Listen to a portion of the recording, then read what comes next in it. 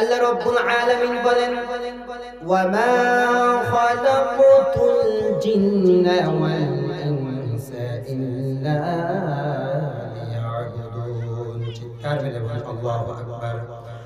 আল্লাহ রাব্বুল আলামিন বলেন, আমি আল্লাহ পাক রব্বুল আলামিন মানুষ এবং জিন দুইটা জাতিকে সৃষ্টি করেছিলাম একমাত্র আমি আল্লাহ তাআলার ইবাদতের জন্য, অন্য কিছুর জন্য বান্দা তোমাকে বানাই নাই।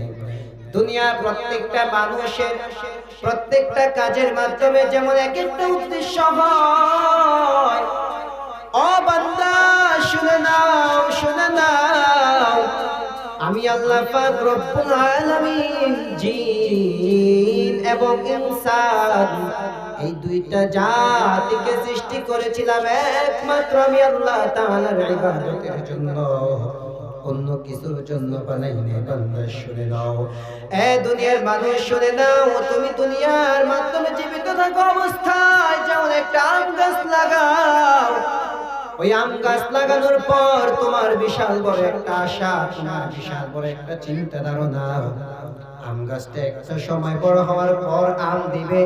ঠিক আম গাছটা একটা সময় বিশাল বড় হওয়ার পর ওই গাছটা এমন সুন্দরভাবে আম ধরে, যতদিন পর্যন্ত ওই গাছ থেকে তুমি আম খাও ততদিন পর্যন্ত গাছের সেবা যত্ন করো।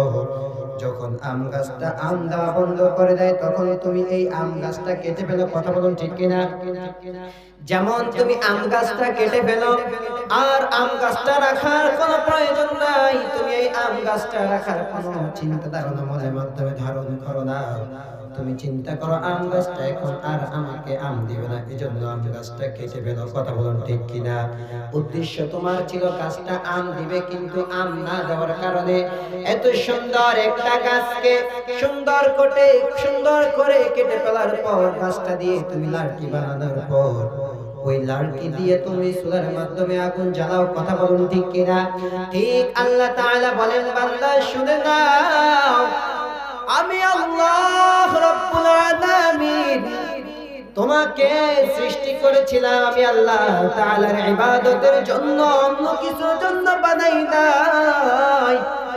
বান্দা শোনো, যখন তুমি আমি আল্লাহর ইবাদত করো না, যখন তুমি আমি মালিকের হুকুম আদায় করো না, আমি মালিকের হুকুম মানো না, আমি আল্লাহ তোমার জন্য বানিয়ে রাখলাম জাহান্নাম।